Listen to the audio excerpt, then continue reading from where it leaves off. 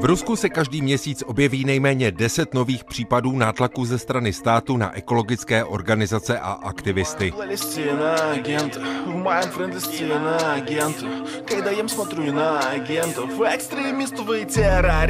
Ti jsou za svou činnost ve prospěch ochrany přírody fyzicky napadáni, trestně stíháni, dostávají vysoké pokuty a v Rusku se taky zase začal objevovat institut nucené hospitalizace v psychiatrických léčebnách.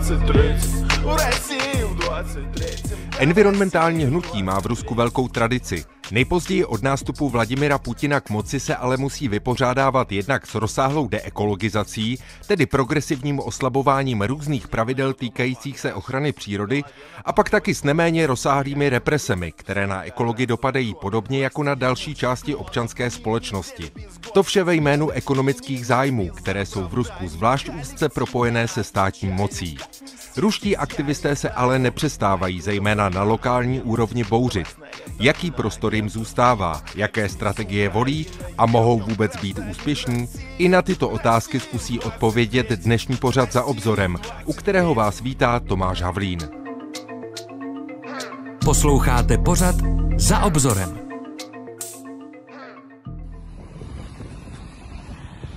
Они просто ужасают, огромная куча мусора, ничем не защищенная, с которой течет фильтрат. Je to prostě děsivé. Obrovská hromada odpadků, ničím nechráněná, ze které vytéká odpadní voda. Samozřejmě, že plánujeme další akce. Budeme znovu blokovat silnice, natáčet videa. Nevím ještě, na koho dalšího bychom se měli obracet, musíme to promyslet, protože my máme opravdu obavy. Bojíme se o zdraví našich dětí, které to musí dýchat.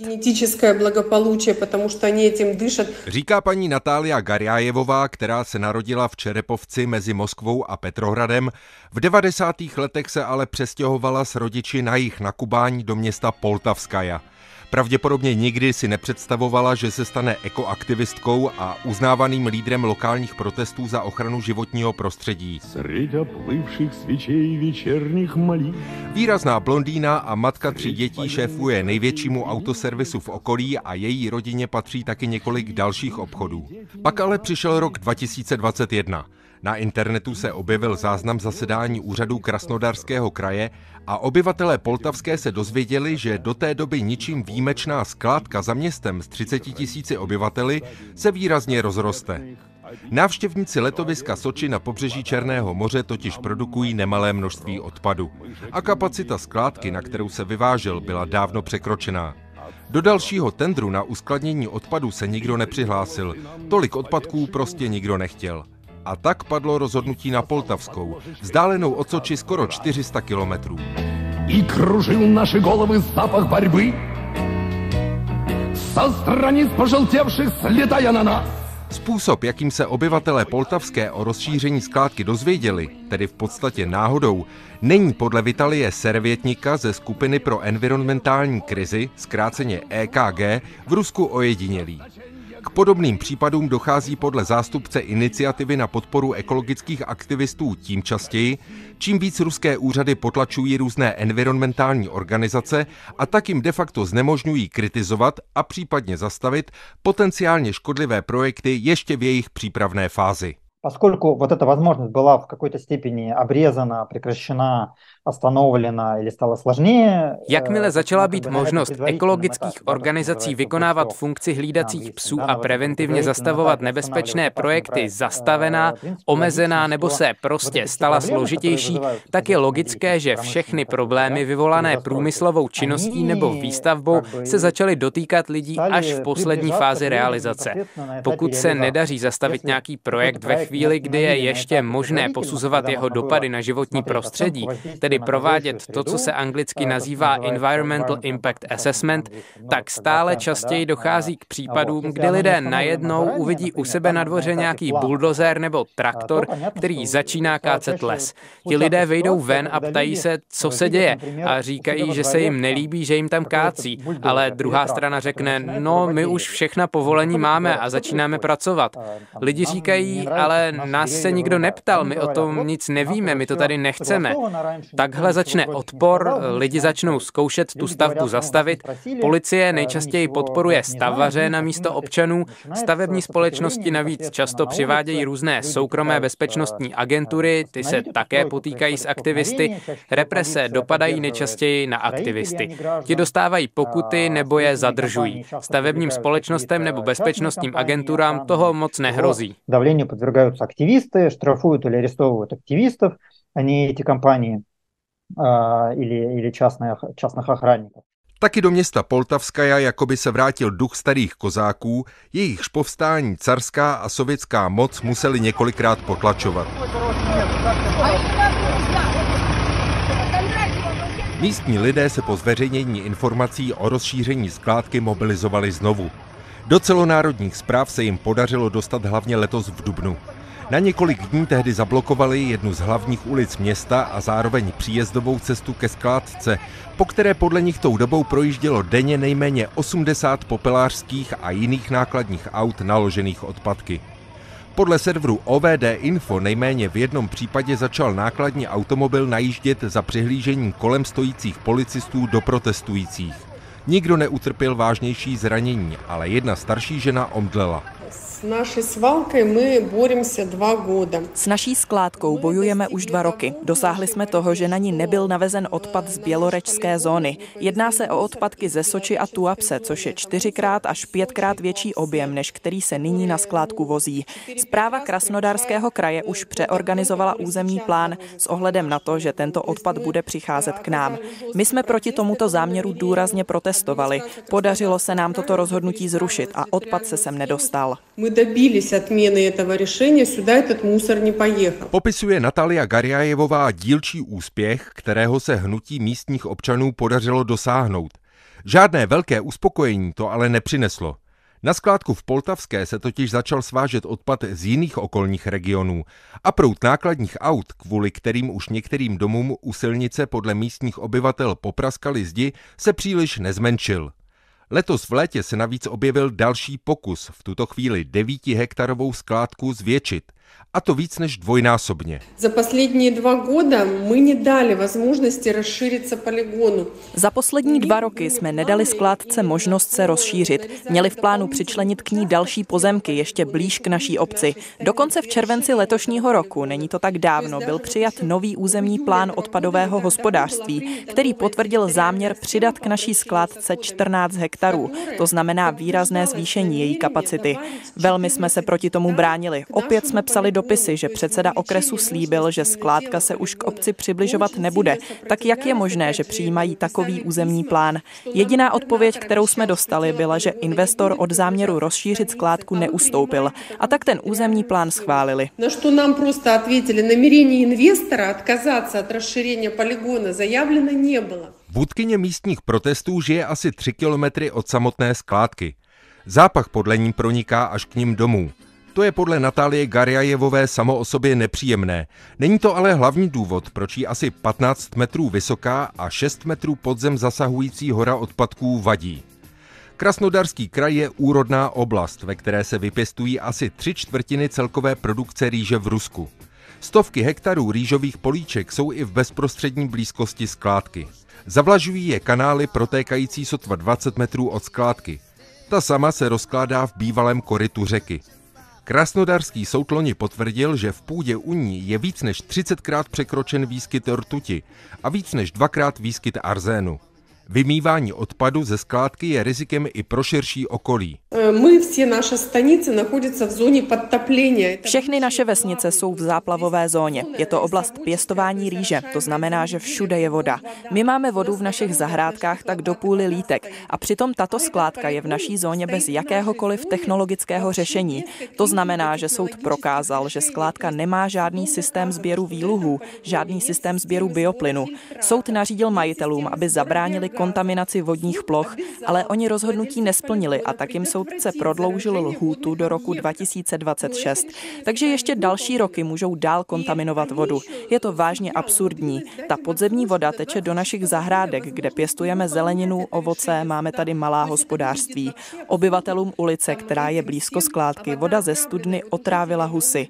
Ze skládky je opravdu tak 20 000 kubíků výluhů ročně. To je minimální objem otrávené kapaliny, kterou odpad uvolňuje a který se dostává do podzemních vod.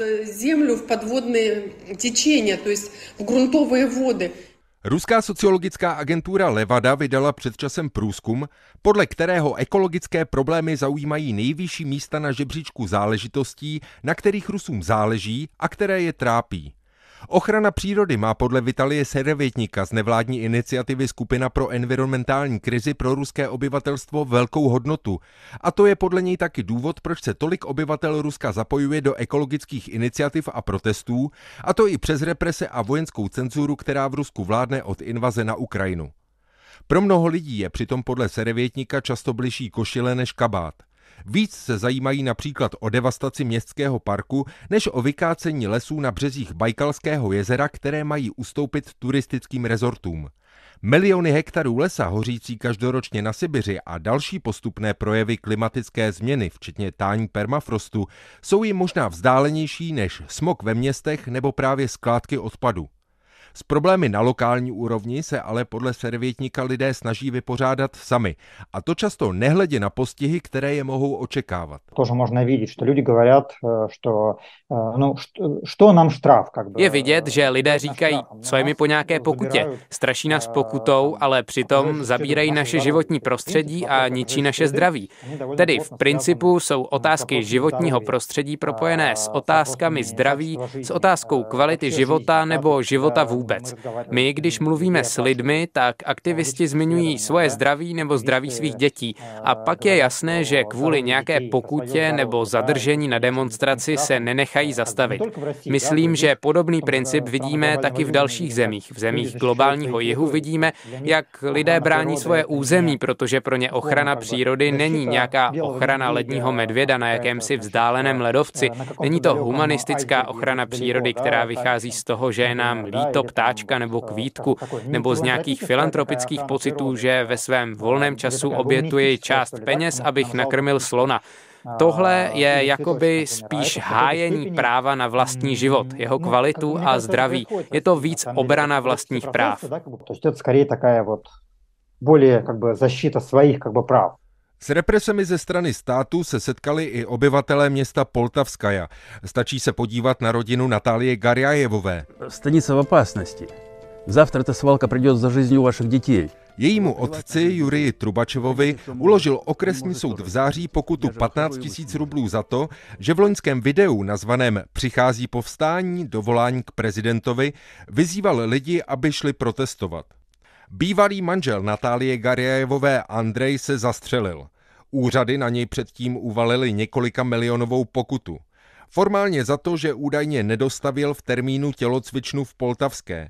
Podle Natálie by ale pokutu nedostal a k tragédii nedošlo, kdyby se Andrej neangažoval také v protestech. Potíže měla i sama vůdkyně poltavského hnutí. Obvinění z toho, že si objednala likvidaci předsedy okresu a explozi mostu vedoucího ke skládce, ale utichla poté, co sama podala trestní oznámení pro křivou výpověď a pomluvu. Теперь наша цель закрыть этот полигон и его полностью ликвидировать. Nyní je naším cílem tuto skládku uzavřít a zcela zlikvidovat. To znamená buď ji odsud odvést a odpad tam recyklovat, nebo sem umístit zařízení na energetické využití a likvidaci skládky. Ale vzhledem k tomu, že skládka je velmi blízko obce a zemědělské půdy, musí být takové zařízení velmi pečlivě vybráno, aby byla zaručena neškodnost. My budeme bojovat dál. Abychom přestali, musí se skládka neprodleně uzavřít a musí být navržena s námi dohodnutá metodika její likvidace, abychom s touto metodikou souhlasili.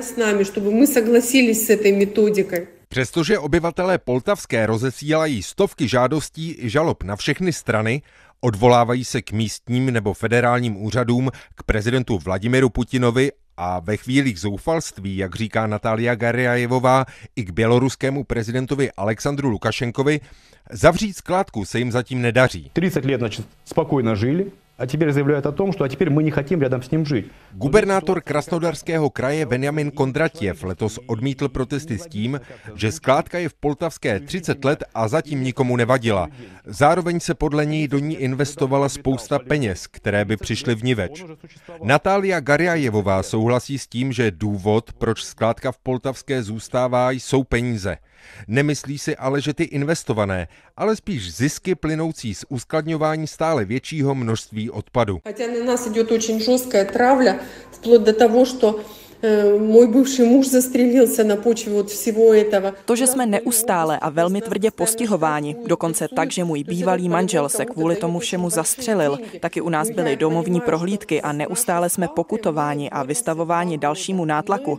To znamená, že ze skládky má někdo hodně peněz. Ale chápu, je v pořádku, když vydělávají na korupci na stavbách silnic nebo když berou výpalné. To je jedna věc, ale když otravují naše děti, tak se s tím nemůžeme smířit. Когда они травят našich dětí, s tím nelze mírиться. Jak rekapituluje server OVD Info, skládka ve městě Poltavskaja se skutečně objevila už někdy v 80. letech minulého století.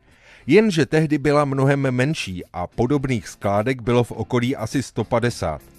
V roce 2012 pak vznikla soukromá společnost, kterou založili příbuzní, bratr a dcera okresního předáka Jurije Vasina. Jejich společnost získala od okresu do pronájmu pozemek skládky a o rok později taky licenci, podle Natálie Garjajevové nelegálně, protože skládka nemá žádné technické náležitosti. Ta licence jim dovolila svážet odpad ze širšího regionu. Skutečný příval náklaďáků obec ale zaznamenala až v roce 2021.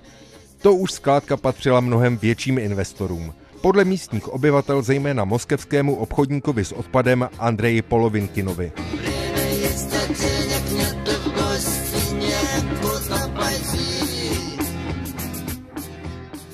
Na podobných případech je podle Vitalie Serevětníka ze skupiny pro environmentální krizi možné sledovat úzké propojení ekonomických zájmů a státem monopolizovaných prostředků násilí, které je typické pro současné Rusko. V Evropě je to druhá historie. Ne to, že любим очень idealizovat Evropu, protože my vidíme, co происходит v Germánii, например, да? V Evropě je to jiný příběh. Nechci si Evropu idealizovat, protože tam taky vidíme nedobré tendence, jako když hnutí poslední generace v Německu chtějí prohlásit za extremistickou organizaci. To se trochu podobá Rusku. Ale celkově různé instituce v Evropě povětšinou fungují a s Ruskem se to srovnat nedá, protože tady v podstatě neexistuje právo a represe jsou mnohem větší. Pokud bychom se srovnávali se zeměmi globálního jihu, například Jižní Ameriky nebo jihovýchodní Asie, tak tamní kolegové, aktivisté za ochranu území a práva původních národů nám zase říkají, nás nestíhají ani nám nedávají pokuty jako u vás, nás rovnou zabíjejí. Represe tam vykonávají v podstatě různé paramilitární skupiny, protože stát není tak silný, je spíš slabší než biznis. И здесь мы, конечно, видим, что особенностью некой российской является связь бизнес-интересов с государством. Ruským specifikem je propojení zájmů biznisu se státem. Oligarchové místní, regionální nebo federální mají zájem na těžbě nerostných surovin, vykácení lesa nebo zástavbě cenných přírodních oblastí a to jde skoro vždy ruku v ruce s nátlakem ze strany státu. Ekonomické zájmy v Rusku jsou vždy těsně spojené se státem a ti, kdo zastávají úřady, se často projevují jako zástupci obchodních zájmů. Vůči ekologům se pak neuplatňují represe proto, že by požadovali víc demokracie, ale proto, že jim brání vydělávat, obohacovat se, proměňovat společné přírodní zdroje v soukromý profit, soukromé vlastnictví. Demokracie, потому что они мешают зарабатывать, обогащаться, превращать общие природные ресурсы в частную прибыль, в частные руки. Tradice environmentálního hnutí v Rusku by vydala na samostatný pořad. Hlasitým se stalo hlavně koncem 80. let minulého století během takzvané perestrojky, kdy po havárii jaderné elektrárny v Černobylu úspěšně mobilizovalo proti výstavbě dalších reaktorů, například v krymském Kazantypu. Ekologické hnutí se do jisté míry stalo i zásobárnou postsovětských politiků.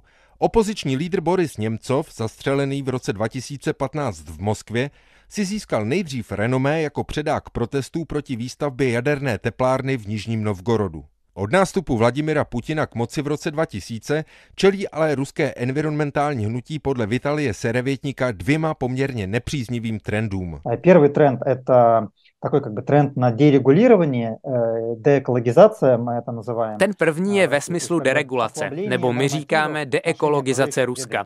To znamená oslabování normativů vztahujících se k ochraně životního prostředí. Když Putin přišel k moci, tak jeden z prvních dekretů, které vydal, byl dekret o likvidaci státní komise pro ekologii, GOSKOM. To byl nezávislý samostatný orgán na ochranu životního prostředí, který měl docela rozsáhlé pravomoce. V prvních měsících Putinovy vlády byl tento orgán zlikvidován a jeho pravomoci byly rozděleny mezi další instituce. Oslabování ochrany životního prostředí se vždy ospravedlňuje různými ekonomickými důvody. Po roce 2000 nutností nastartovat ekonomiku. Pak přišla ekonomická krize v roce 2008. Potom sankce v roce 2014, pak covid, potom sankce za vtržení na Ukrajinu. Pořád je nutné oslabovat různé ekologické normativy, aby se biznisu vedlo lépe. Rozumí se, že všechny tyto kroky vyvolávají ekologické problémy a spolu s tím také ekologické konflikty. Ekologickým konfliktem, vznikновení ekologických problémů i konfliktů vokruh těch problémů. Druhým trendem, kterému environmentální hnutí spolu s dalšími částmi občanské společnosti v Rusku kontinuálně čelí od nástupu Vladimira Putina, je v podstatě omezování základních práv a represe, jimiž vládní moc reaguje na vznikající konflikty. Jejich předstupněm je podle Vitalie Serevětníka z Iniciativy pro environmentální krizi depolitizace environmentálního hnutí i občanské společnosti vůbec. Zakládání různých provládních organizací, jako byly například naši, to vše vyplývá z obav z politizace veřejnosti. Tak se začaly objevovat i různé ekologické organizace. Po roce 2004 to byl jasný signál. Můžete sázet stromky, můžete sbírat odpad, pomáhat vládě v tom, co vláda neumí nebo nechce dělat. Pomáhat vládě je možné, ale kritizovat, zabývat se záležitostmi vládní politiky, například politikou využívání přírodních zdrojů, to nesmíš, to je politika. Odtud už zbýval jen krůček k rozdělení na žádoucí a nežádoucí organizace. Rusko ho formalizovalo zákonem v roce 2015. Seznam organizací nežádoucích v Rusku dnes zahrnuje 112 položek. Letos se na něj dostaly i dvě mezinárodní ekologické organizace, Světový fond na ochranu přírody a Greenpeace. Za spolupráci s nimi hrozí trestní stíhání a trest odnětí svobody. Kromě toho už o rok dřív, v roce 2014, začalo Rusko uplatňovat zákon o zahraničních agentech.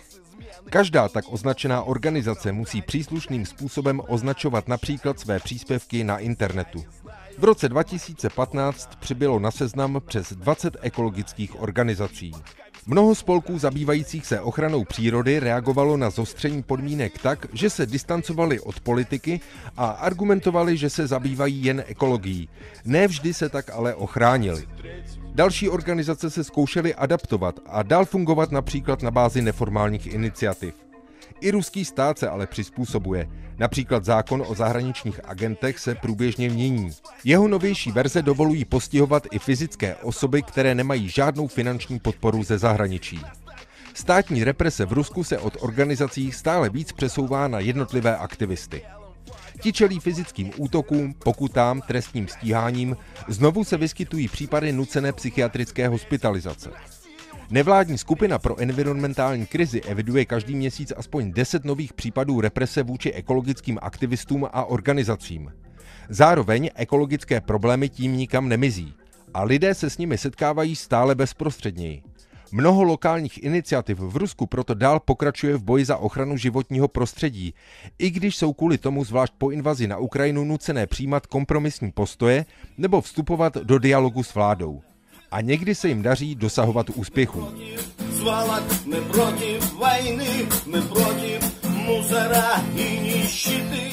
Takovým nejznámějším případem úspěchu je zablokování projektu skládky na pomezí Archangelské oblasti a republiky Komi v roce 2018. Podle Vitalie Serevětníka je ale vlastně nakonec skoro jedno, jestli iniciativy místních obyvatel bránících životní prostředí dosáhnou úspěchu. Jestli protest ekologicky побеждает или не побеждает, это как бы выгодно для гражданского общества в целом. Ať už ekologický protest zvítězí nebo ne, je to užitečné pro občanskou společnost a demokracii v Rusku. Protože pokud lidé nezvítězí a jsou utlačovaní, tak říkají, že moc na ně vyvíjí tlak, místo aby reprezentovala jejich zájmy a začnou se zabývat většími systémovými otázkami. A pokud lidé vyhrají, tak si řeknou, aha, nám se to podařilo, my jsme se spojili, protestovali jsme a podařilo se nám dosáhnout toho, co jsme chtěli. To je pozitivní zkušenost úspěchu. Lidé tak poznávají, že pokud se lokálně organizují a něco požadují, tak se jim to může podařit. To je pro demokracii vždy velmi prospěšné. Uzavírá Vitalij Serevětník z iniciativy Skupina pro environmentální krizi pořad Za obzorem, který se dnes věnoval ekologickému hnutí v Rusku. Pořadem vás provázel Tomáš Havlín, který vám též přeje příjemný poslech dalších pořadů na vlnách Českého rozhlasu Plus.